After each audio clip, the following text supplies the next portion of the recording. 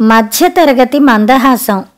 ఈ కథను రచించిన వారు గంటి భానుమతి గారు.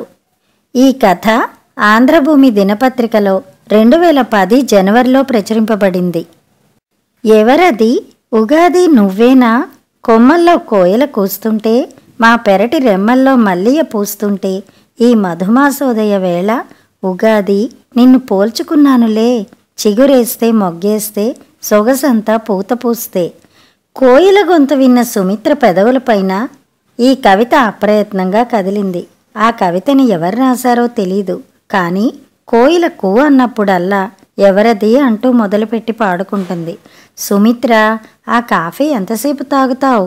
తొందరగా తాగేసి వస్తే గది సర్దేయొచ్చు, గమ్మున రావాలి. భర్త రాజారావు మాటలు విన్న సుమిత్ర ఈ లోకంలోకి వచ్చి కళ్ళు తెరిచింది. ఎదురుగా ఉన్న రాజారావుని చూసి అలాగే అన్నట్టు తలూపింది. కొడుకు రాఘవ, కోడలు వనజ, మనవలు 2 రోజుల్లో వస్తున్నారు. అందుకని గదిని సర్దడానికి సిద్ధం అయ్యారు సుమిత్ర, రాజారావులు.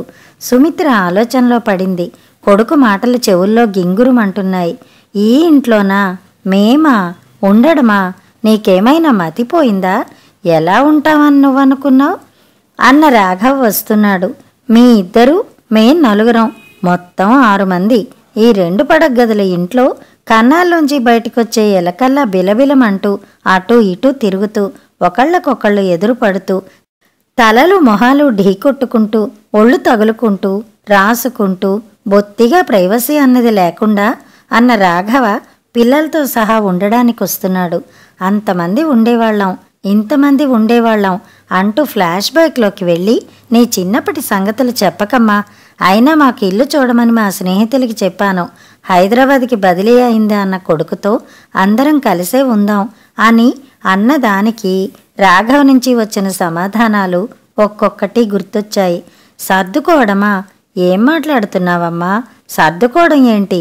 అసలు ఎలా సర్దుకుంటాం? పోనీ ఓ రోజో 2 రోజులో అంటే అనుకోవచ్చు. ఏమో ఎన్నేళ్ళో మాకే తెలీదు. పైగా ఈ సర్దుకోవడంలో ఏదో సేవ్ చేసేయొచ్చని అనుకుంటున్నావులా ఉంది.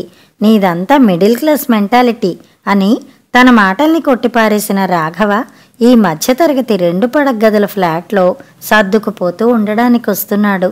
2 ఏళ్ల క్రితం హైదరాబాద్ వచ్చిన రాఘవ అప్పుడు ఈ మిడిల్ క్లాస్ ఏరియాలో మిడిల్ క్లాస్ మనుషులతో ఉండడానికి ఇష్టపడని రాఘవ పెళ్ళాం పిల్లలతో వస్తున్నాడు.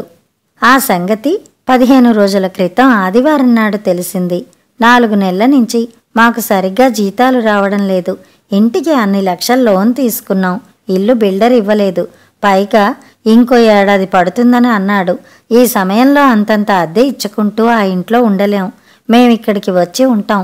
ఈ 2 నెలలు పిల్లలు అక్కడే చదువుతారు.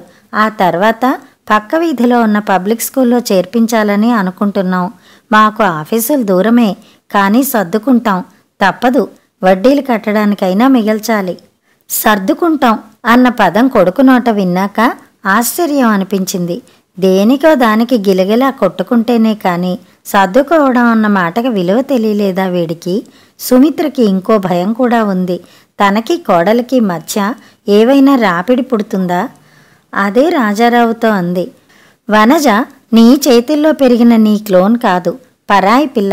వేరే వాతావరణంలో వేరే మనుషుల మధ్య పెరిగిన అమ్మాయి.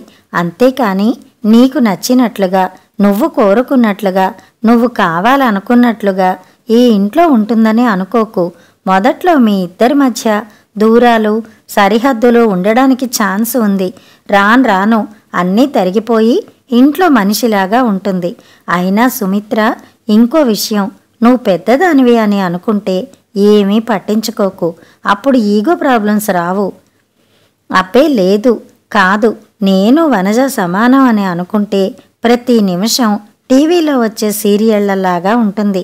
నేను రిటైర్ అయ్యాను, నువ్వు ఇచ్ఛాపూర్వకంగా ఉద్యోగ విరమణ చేశావు. మన జీవితాల్లో ప్రశాంతత ఉండాలంటే అది మన చేతుల్లో ఉంది. అదే పెద్దరికంగా ప్రవర్తించడం. ఇది ఎవరి జీవితమో కాదు, మన జీవితం. గది అంతా సర్దేశారు సుమిత్ర, రాజారావులు. అలసిపోయిన సుమిత్ర ముందు గదిలో ఉన్న పొడుగు సోఫాలో వాలి ఓ కుషన్ని తల కిందకి సర్ది కళ్ళు మూసుకుంది. రాఘవ వనజల గురించి ఆలోచిస్తోంది. రాఘవ ఈ తరం వాడు. ఈ తరం వాళ్ళలాగే డబ్బు కోసం సముద్రాలు దాటాడు, డబ్బు కోసం పరిగెత్తాడు, పరిగెత్తి పాలు తాగడానికి ప్రయత్నించాడు. ఈ తరం వాళ్ళదంతా చానెళ్ల సంస్కృతి. ఇది వాళ్ళ జీవితాల్లోని సహజత్వాన్ని ఓ పక్కకి నెట్టేసింది. స్వాతంత్ర్యం వచ్చాక జరిగిన మార్పుల్లో ఈ శాటిలైట్ కమ్యూనికేషన్ మాత్రమే వీళ్ళకి తెలుసు, ఇంకేం తెలీదు. పోనీ ఆ టీవీలు చూసి ఏమైనా నేర్చుకున్నారా అంటే అది లేదు. దేశ చరిత్రే తెలీదు, పార్టీషన్ తెలీదు, ఎమర్జెన్సీ తెలీదు. గురజాడ అంటే ఎక్కడో విన్నట్టుందే ఈ ఊరి పేరు. ఇది వీళ్ళ జ్ఞానం. రాజారావు కాఫీ కలిపి సుమిత్రను లేపాడు. గబుక్కన లేచింది. నిద్రపోలేదు, ఊరికే ఆలోచిస్తున్నా, ముందు రోజులు ఎలా ఉంటాయా? నవ్వాడు రాజారావు. వేస్ట్, నీ ఆలోచనలన్నీ వేస్ట్. అయినా రాఘవ వనజలు ఇదివరకటి వాళ్ళు కారు. అప్పుడు ఉద్యోగాలు జీతాలు ఇచ్చిన మత్తు ఇప్పుడు లేదు. మొన్న సామాను అమ్మించడానికి వెళ్ళాను కదా వాళ్ళింటికి, అప్పుడు గమనించాను ఇద్దరినీ. వాళ్ళిప్పుడు పరాజితులు. అందుకని నువ్వు పాజిటివ్గానే ఆలోచించు. సుమిత్ర మనసు కొంచెం తేలికయింది భర్త మాటలు విన్నాక. ఖాళీగా ఉన్న ఆ గదిలో రాఘవ వనజ చెరో గోడకి చేరబడి కూర్చున్నారు. వాళ్ల మధ్య నిశ్శబ్దం. ఎవరి ఆలోచనల్లో వాళ్ళున్నారు. చాలాసేపటికి రాఘవ అన్నాడు, ఇన్నాళ్ళు మన ఉద్యోగాలు మన డబ్బు మాట్లాడాయి. అందుకేనేమో మాటలు రావడం లేదు, తడుముకోవాల్సి వస్తోంది మాట్లాడడానికి. ఇంతవరకు అనుభూతులుండేవి, అవి జ్ఞాపకాలుగా మారిపోయి కుక్కల్లా వెంటపడుతున్నాయి. రాత్రింబవళ్ళు ప్రాజెక్టులు, టార్గెట్టు, పని, విదేశ ప్రయాణాలు, విస్కీ బీర్తో వీకెండ్ పార్టీలు, హిపోక్రసీ, వీటన్నిటికీ మన ఆరోగ్యాన్ని పణంగా పెట్టాం. ఇదిగో రోగులుగా, మానసిక రోగులుగా మిగిలిపోతున్నాం. మన మనసుల్ని చిత్తు కాగితాల్లోలాగా నలిపేసుకున్నాం. మన విషాదాలు కూడా భరించే టైం మనకుండేది కాదు. ఆ రోజులు అలా ఉన్నాయి అంటుంటే రాఘవ గొంతు జీరపోయింది. వనజ కొంచెం జరిగి రాఘవ్కి ఎదురుగా కూర్చుంది. అంతేనా? మనకి తెలియకుండా జరిగిన విషాదాలు ఎన్నో. నాకీ మధ్య తెలిసింది. మన పెళ్ళై 10 ఏళ్ళయింది. ఏ రోజైనా మన జీవితాల్లోని కష్టం సుఖం మాట్లాడుకున్నామా? పాపం పుణ్యం మాట్లాడుకున్నామా? అసలు అవి మాట్లాడుకునేంత తీరిక ఉందా? ఆలోచిస్తుంటే అనిపిస్తోంది, మనం ఏం పంచుకున్నాం? మన భావాలు, అభిప్రాయాలు, ఆలోచనలు ఏం పంచుకున్నాం? ఇన్నేళ్ల మన సాహచర్యంలో దగ్గరతనం అనేది ఉందా? ఎప్పుడూ లాభం నష్టం. వాళ్ళు అది కొన్నారు, మనం ఇది కొందాం. వాళ్ళ మీద వీళ్ళ మీద, వీటి మీదే కదా మన మాటలు. ఇంతకన్నా ట్రాజడీ ఇంకేం ఉంటుంది? ఒక పావుగంట జరిగినవన్నీ విశ్లేషిస్తూ గడిపేశారు మొగుడు పెళ్ళాలు. ఇలా మాట్లాడుకుంటుంటే ఎంత బావుంది, హాయిగా ఉంది. ఇన్నాళ్ళు మనిద్దరం కూర్చుని మన గురించి మాట్లాడుకోలేదు. కానీ పర్వాలేదులే, దేవుడు మనల్ని మనం మార్చుకోవడానికి సమయం ఇచ్చాడు, మన కోసం జీవించడానికి అవకాశం కల్పించాడని అనుకుందాం. మరో గంట పిల్లల చదువులు, ఇంటర్నేషనల్ స్కూల్కి, పబ్లిక్ స్కూల్కి తేడాలు ఎక్కడుంటాయో వాళ్ళ చదువుల గురించి మాట్లాడుకున్నారు. ఏదైనా తింటే బావుండనిపిస్తోంది. సామానంతా ప్యాక్ చేసేశాం. లేచింది వనజ. లోపలికెళుతూ అంది, చూస్తాను, లోపల చుడువా ఏదైనా ఉందేమో. పిల్లలుంచి ఉండర్లే, బయటికెళ్ళి మిరపకాయ బజ్జీలో, సమోసాలో ఏదో తెస్తాను అంటూ లేచి షర్టు వేసుకుని వచ్చాడు. 2 ప్లాస్టిక్ గిన్నెల్లో 2 చెంచాలు వేసి గదిలో కింద పెట్టింది. తను అక్కడే కూర్చుంది. అదేమిటి అంత తొందరగా ఏం చేశావు అంటూ షర్టును విప్పి తలుపుకి తగిలించాడు. ఫాస్ట్ ఫుడ్, చైనీస్ కాదులేండి, మన దక్షిణాది వంటకం. పొద్దున మెస్వాడిచ్చిన దాంట్లో అన్నం పెరుగు మిగిలింది, నిమ్మకాయ ఊరగాయ వేశాడు, అదే తెచ్చాను అంటూ నవ్వింది. రాఘవ్ తింటూ అన్నాడు, సమయం వచ్చింది కాబట్టి చెప్తున్నాను. ఇన్నాళ్ళు మా ఇంటికి అతిథుల్లానే వెళ్ళాం.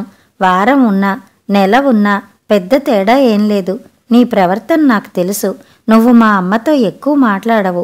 పోనీ అది నీ స్వభావం అనుకుందాం. కనీసం ఇంట్లో ఏ పనిలోనూ కలగచేసుకోవు, సాయం చెయ్యవు. ఇక మీదట ఆ ఇల్లు మన ఇల్లు, మీ అమ్మ వాళ్ళ ఇల్లు అని నాతో అనకు. ఆ ఇంట్లో నువ్వు ఓ బాధ్యతాయుత సభ్యురాలివి. అధికారం, హోదా కోసం ప్రయత్నించకు. అవి శాశ్వతం కాదు. హార్మోనీ జీవితాంతం ఉంటుంది. నువ్వు ఆఫీసులో మాట్లాడినట్లు ఇక్కడ మాట్లాడకు. రెండు వాతావరణాల్లో చాలా తేడా ఉంది. మాట పట్టింపులు రాకూడదు, గొడవలుండకూడదు. ఒక్కసారి తలుపులు మూసుకున్నాయంటే తెరుచుకోవడం చాలా కష్టం. మనందరికీ ఇప్పుడు కావాల్సింది పీస్ఫుల్ జీవితం. దానికి నువ్వే ఎక్కువగా పాటుపడాలి. మా అమ్మ మీద, నాన్నగారి మీద ఫిర్యాదులు చేయకు. ఇది వరకు నేను విన్నాను, కానీ ఇక మీదట వినను. కొత్త రకమైన జీవితంలోకి అడుగు పెడుతున్నాం. వనజ అలాగే అన్నట్టుగా తలూపింది. ఆ రోజు ఉగాది. సుమిత్ర, వనజ తలంట్లు పోసుకుని వంటింట్లో రేడియో పెట్టుకుని పనులు చేసుకుంటున్నారు. మమ్మీ అంటూ పింకీ వచ్చింది. అత్త కోడళ్ళు పింకీని చూశారు. నాలిక కరుచుకుంది పింకీ. సారీ అమ్మా, తాతగారు గమ్ముతో పట్టుపరికిణి వేసుకోమంటున్నారు. గమ్ముతో ఎలా వేసుకుంటారు? సుమిత్ర ఫక్కున నవ్వింది. ఈ మధ్య కాలంలో ఆమె అలా నవ్వింది లేదు.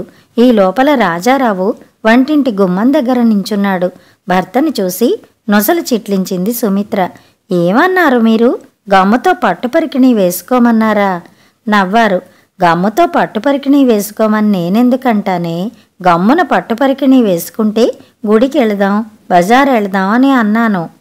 టీవీ చూస్తున్న రాఘవ విని తనలో తానే నవ్వుకున్నాడు. భడవా, గమ్మున అంటే గమ్ కాదు, త్వరగా, క్విక్, జల్దీ అని అర్థం. తెలిసిందా? ఏమిటో తెలుగు పదాలే తెలియడం లేదు. అన్నీ నేర్పించాలి. పింకీ పట్టుపరికిణి వేసుకోవడానికి వెళ్ళిపోయింది. సుమిత్ర నవ్వుకుంటూ బొబ్బట్ల కోసం శనగపప్పు ఉడికించడానికి తాపత్రయపడుతోంది. వనజ పింకీ వెనకాలే వెళ్ళింది, పరికిణి జాకెట్టు వేసుకోవడంలో సాయపడ్డానికి. పెట్టు మా అమ్మ, అదేదో స్పెషల్ పచ్చడి పెట్టు అంటూ అరుస్తూ లోపలికొచ్చాడు పింటూ. అంత గట్టిగా అరవడం ఎందుకు? ఉగాది పచ్చడి పెట్టమని మెల్లగా అడిగితే నీ సొమ్మేం పోయింది? వనజ లోపలికొస్తూ అంది. కొత్తగా కొన్న పెద్ద వెండి గిన్నెలోంచి ఉగాది పచ్చడి తీసి ఓ చెంచాతో వాడి చేతిలో వేసింది. సగం కారిపోగా ఆ మిగిలిన సగం తిన్నాడు. ఎంతో ఉత్సాహంగా ఆదుర్దాతో నోట్లో వేసుకున్న మరుక్షణం తల, నోరు, మొహం, మెడ అష్టవంకర్లు తిప్పాడు. ఏంటి మామ, ఈ స్పెషల్ ఇలా ఉందేంటి? ఏం బాలేదు. రాఘవ్ గబగబా లోపలికొచ్చేశాడు. మరీ ఎక్కువ వేప పువ్వు వేశావా ఏంటమ్మా? ఇప్పటికే చేదు భరించలేకపోతున్నాం. బెల్లం బాగా వెయ్యి. అలాగే, బెల్లం వెయ్యమంటే వేస్తాను. రేపటి నుంచి రోజులు బాగుంటాయేమో చూద్దాం. బెల్లం పొడిని పచ్చడి గిన్నెలో వేసింది. గుళ్ళో పంచాంగం చదువుతారు. మేము వెళుతున్నాం. వచ్చేప్పుడు పెద్ద బాల శిక్ష కొనుక్కొస్తాం. పిల్లలకి నేర్పించినట్లు మనకి రివిజను అవుతుంది అంటూ రాజారావు మనవలిద్దరినీ తీసుకువెళ్లారు. పాతవి అన్నీ మర్చిపోయిన సుమిత్ర తన చిన్నప్పటి విషయాలు గలగలా చెప్పేస్తూ వంట చేసేస్తోంది. వనజ వింటూ కూరలు తరుగుతోంది. కథ సమాప్తం.